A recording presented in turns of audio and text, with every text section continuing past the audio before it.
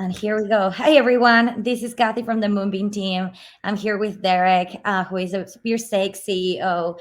And today we want to chat with all our amazing community about everything that has happened in 1 year since Moonriver was fully launched. As many of us were with Moonbeam on that stage, Moonriver was a crazy experience, and it still being like that. With Kusama Expect Chaos, Moonriver has been this network where a lot of the latest tech upgrades have been seen there yet, like a lot of XCM connections. Today, Derek is with us, and he's gonna make a recap of everything that has happened in Moonriver and what to look forward on the next month and years. Thanks, Derek, for being today with us. Yeah, of course, of course. Well, and I would correct that. There's no way that I can cover all of the things that happened. There's a lot of things that have happened, but maybe I'll just highlight some. Just take a moment since it's been a year to highlight some things that are important. And yeah, why don't I think there's some slides here, Kathy, that you helped put together. So Absolutely. why don't I pull those up? Let's see. And in the meantime, thank you so much for everyone who is connected with us right now. If you have any questions, feel free to use the chat, or there's also an option on the left called Ask a Question. Feel free to use that as well, and we'll have some minutes at the end to cover some questions from the community. Okay, Derek, the stage is yours. Okay, and can you see the slider right here? Yep. I think I should be sharing. Great. Well, I mean, I guess the first comment is 1 year.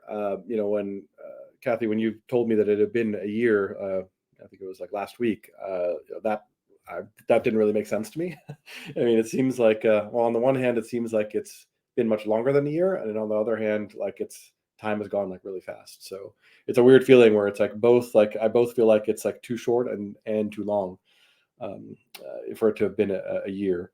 And a year ago was a different time, right? I mean, we were, in the middle of the last bull, and there was Polkadot hadn't been launched yet, right? It was just Kusama, and I mean, there was it was just quite different time then.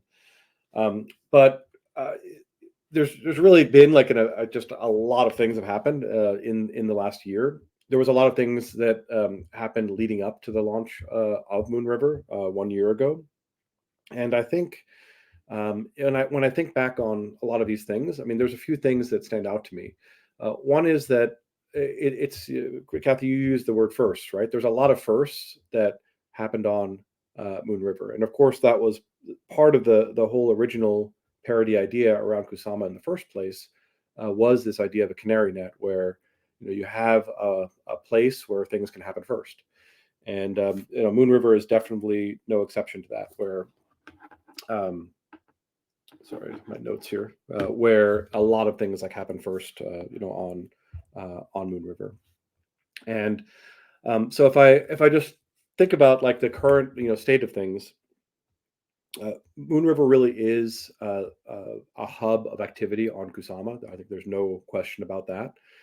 There's certain key stats that we track every month, and we're kind of keeping track. We've been keeping track of this since the launch of the network. And there's continual growth in these stats. So things like the number of transactions, the number of these days XCM integrations that are being stood up, the amount of project deployments, the amount of participation in staking, the collator community, I'd say, is another real highlight, where the kind of the activeness, the friendliness and the camaraderie of the collators on Moonriver is really been amazing. And so yeah, I think that I've kind of been proud that Moonriver has become this, let's call it this central point, or kind of a hub of activity on the entire broader Kusama environment. And I think that it'll continue to be that, right? So moving forward, there's still a lot of active work that we're putting in to Moonriver. All of the code that is shipped, runtime updates, other things land on Moonriver first. And I think we'll continue to see Moonriver being the place where new and experimental things are tried. And I wanted to pause for a minute and talk about XCM. I would say this is a real highlight like of what's been accomplished like on Moonriver.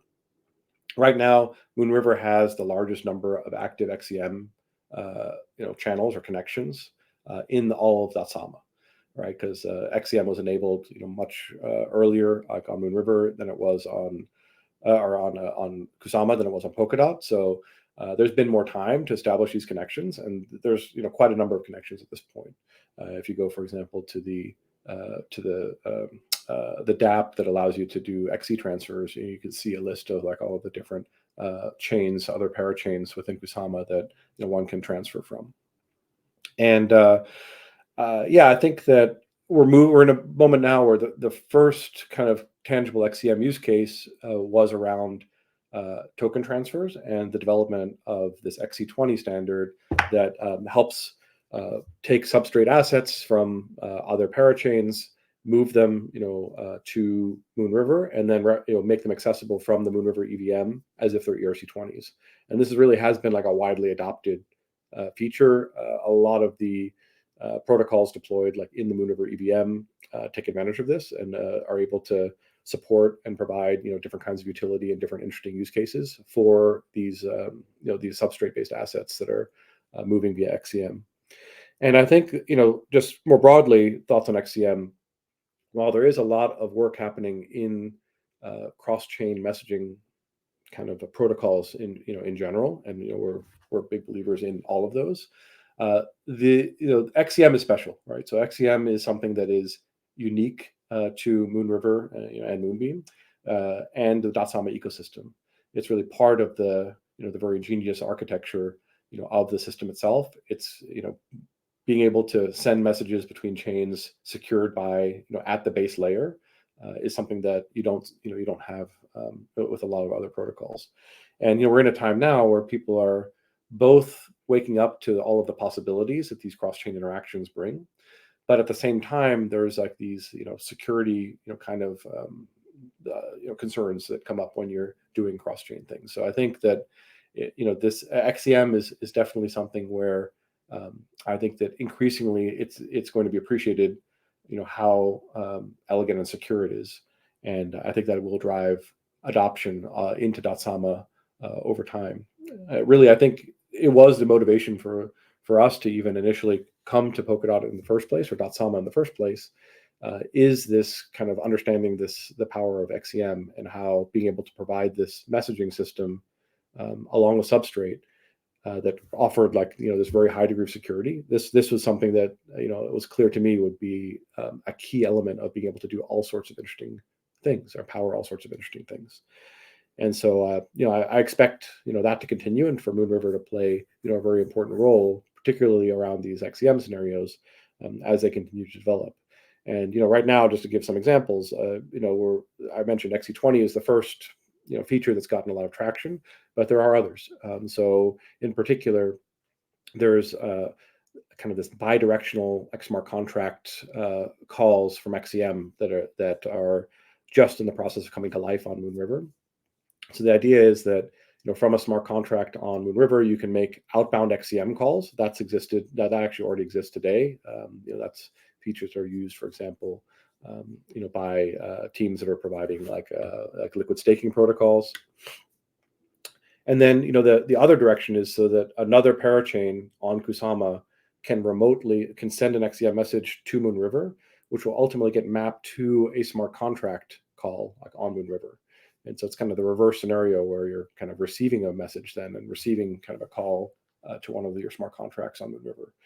And with those two primitives, there's already a number of parachain teams that have interesting plans for how to use that, right? A lot of it might take the form of, hey, I have this parachain, but I might also have some smart contracts on Moonriver, and they're going to be part of the same system. They're going to kind of coordinate with each other.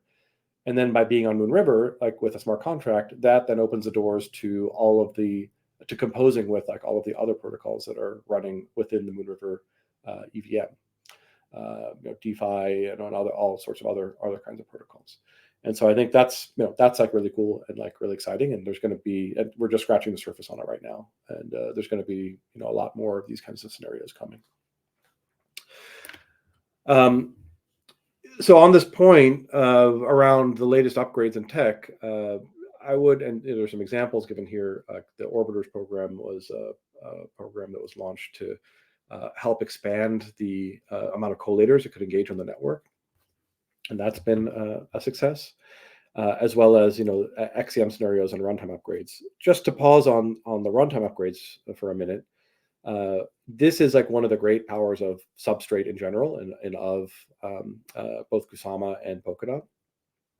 The key capability is this ability to do like runtime upgrades using the governance system like itself, right? So to basically do forkless upgrades where you use the existing blockchain to upgrade the blockchain to the next version of the blockchain.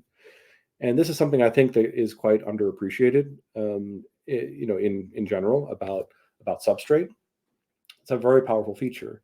What it means is that you can rapidly evolve your blockchain, Moonriver, to adapt to have new features, performance improvements, bug fixes. It's very easy to, relatively speaking, to upgrade the chain. And that's in contrast to when you like other chains that don't have these features. It's a big pain to like upgrade, right? There's a hard fork. There's a lot of like coordinated activities that have to happen around like this fork to get everyone to move from the old thing to the new thing. And so it's a big it's a big undertaking. Whereas in Substrate, it's kind of built in. And just subject to the governance system that's on the chain. And so to illustrate the point, right now, runtime 1800 is rolling out on Moonriver. And so we've numbered these starting with 100, right? So we started with 100, 200, 300, and so on. And then sometimes there's even patch releases on top of that. So if you have, runtime 500, then there's a patch that would be runtime 501, and there could be 502 and 503. And so right now we're rolling out 1800. So think about that. So that's, that's like, there's been like 18 like major releases, like in one way, shape, or form, that have upgraded the chain. And I can tell you, if you compare that against other systems out there, I'm doubtful that they've had 18 like upgrades in the last in the last year. And so that's going to be a competitive advantage and continue to mean that Moonriver will evolve to have like the most relevant and like up to date features, and can evolve to changing market conditions, right? Because the market itself is changing and the needs of developers are changing. And so that's something that I feel quite good about when it comes to Moonriver. And on the ecosystem side, I mean, this is the amazing thing. So there is this Moonriver is a platform launched a year ago, and now there's quite a number of different protocols deployed like to Moonriver. I think it's mentioned here. There is this Downtown Moonbeam site, which is really nice, maintained by the folks over at Downtown Moonbeam. So if you go to dtmb.xyz, you can see a list of these like protocols that are deployed to Moonriver in different categories. And this has been an amazing thing from my perspective to see. You create this platform. It has these base kind of capabilities and APIs, and then you see this far surpassed my imagination of all of the different creative folks and like different ideas that were then deployed like onto Moonriver. And so that continues to be something that I continue to be amazed by, is just all of the different folks that have found something useful and kind of found like Moonriver to be a home, and how all these different like protocol teams have worked together, right? And these are things where there's a lot of different interactions between some of these different protocols. You could have different protocols that each have their own token, but then you have them working with like a DEX like Solarbeam, for example, to have those tokens there. So there's a lot of interesting interactions like between the different protocols that are deployed. And I think that this is like something that I think is been a great success. So just to see all of these different people like be able to make use of Moonriver and do something useful and put their energy into something to create something like interesting. And so I'll continue to I want to continue to see this kind of this will make me happy to continue to see this kind of developer engagement like with the platform. And I think on the community side, I think this is maybe the thing that that I'm proudest of. If I look back at the last year, it's closely connected to the last idea. But the whole idea of Moonriver was one, to have it be a canary net, like so that there was this environment that could be more experimental, that features could be tried and shipped to. But the other idea behind Moonriver was to also take a bit of a different approach on the token distribution side, and to do this. Many of you on here may recall the initial crowd loan that did an initial distribution of the tokens of Moonriver, the Mover tokens. And in my mind, like, that was a great success also, even though we weren't sure at the time what would happen. I think that like Moonriver really helped to form the initial community, and there's been overlap. I think some of that community now is of course also part of the Moonbeam community. But there's something special about how this community first came into being, like with the Moonriver crowd loan and launch, and just really kind of having this like initial set of people that were bought in and had skin in the game. I think that's like one of the strongest things about about Moonriver, is that community of people that are around the platform and the network. And I've spoken with a lot of the teams building, and they tend to be, let's say, smaller teams. It could be 3-4 person teams that are building either a game or some other kind of project on the chain. But there is kind of this theme that runs throughout it, where these are generally folks. This is perhaps not the like multi-million-dollar VC backed kind of thing, but these are genuine people that really like are trying to do something like interesting, trying to put their energy into creating something like that's of value. And I found a place where they can be around like-minded people. And so that to me is maybe the most special thing about Moonriver. And I hope it continues to serve that that kind of purpose as this facilitator and connector of people to be able to provide a place where they can express themselves and build something that's interesting. And I think that's much larger than just PureStake or like any individual company or project around the network. It's this kind of act of bringing people together and allowing them to interact in like all these different ways. That's the thing that's like the most interesting and maybe special to me about this whole exercise. So I'm sure there's going to be a lot more that happens in the next year.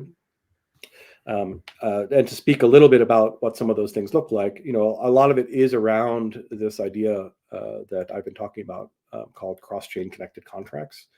And this idea really comes from it emerges out of this capability that you can send messages to different chains, and you can connect functionality on different chains. It's like a very simple idea to talk about, but I think it has like very profound implications that we're only just now starting to see play out.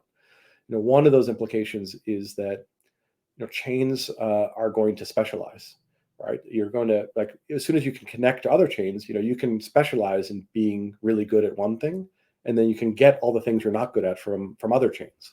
And so that hasn't been the case before, right? In the past, everyone had to be kind of minimally okay at everything because you were isolated. But now this like this idea of cross-chain connected like contracts or being able to send messages between chains opens up the door to this specialization. And so I think we're going to start to see that play out. And the environment on Kusama is perfect for experimentation along these lines, right? Where you have substrate, you can build specialized functionality as a parachain. The costs are certainly not so prohibitive now for obtaining one of these parachain slots. But then you can use XCM to connect to other chains, and I know Moonriver is certainly going to be one of those connection points, having as it does a lot of interesting protocols, DeFi protocols and otherwise, on Moonriver. And so specialization is one thing. So I think there's kind of a path to more scalability and like more efficiency there. But the other thing is around user experience, where I do think that using these cross-chain messages, you can create user experiences that are strictly better than what is kind of the status quo today.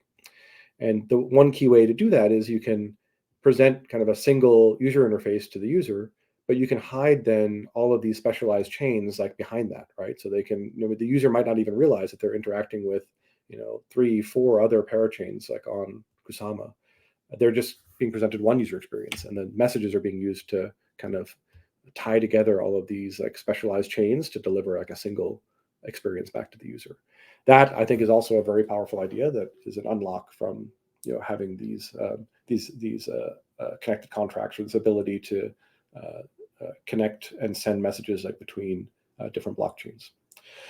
And so, I think this is something where already, as I mentioned, a number of teams are pursuing different XCM scenarios, and I see Moonriver playing a key role in that, acting as kind of a hub of messaging activity, since there are so many kind of interesting protocols and other services that are being developed like on Moonriver.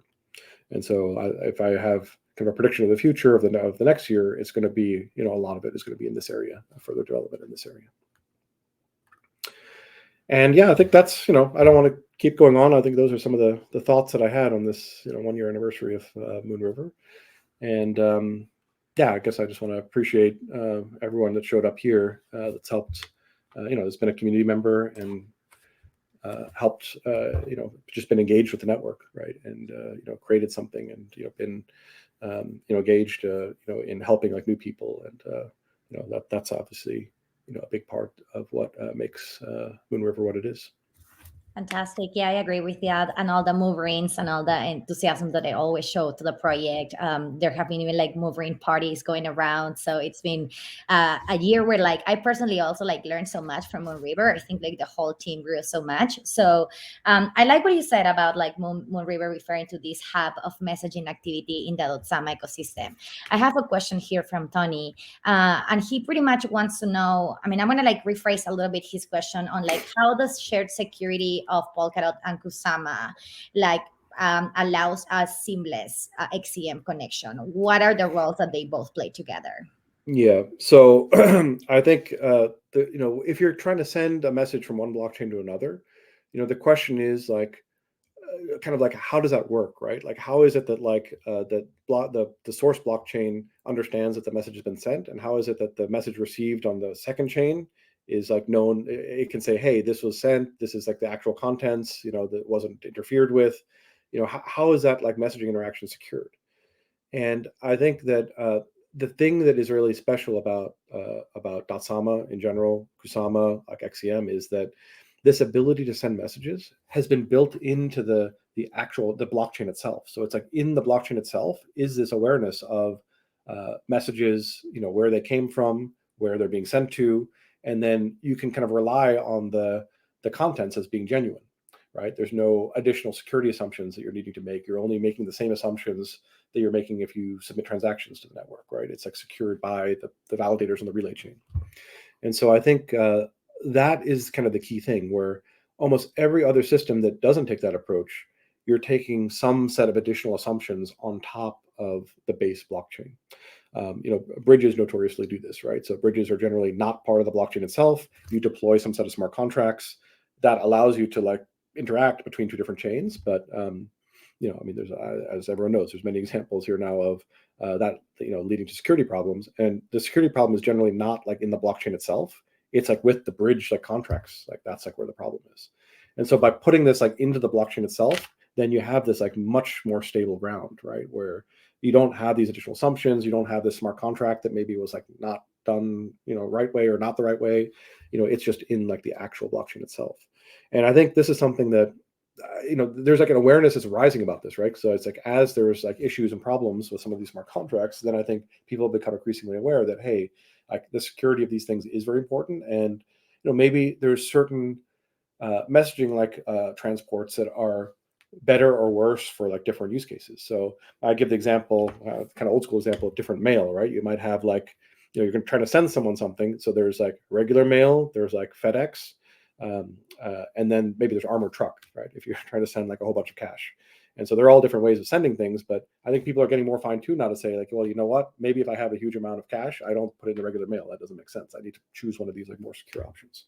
But, for like a message that's just, part of a decentralized message, kind of an instant messenger that I'm just sending to Kathy, like, yeah, maybe that doesn't need armor truck, that can go in the regular mail.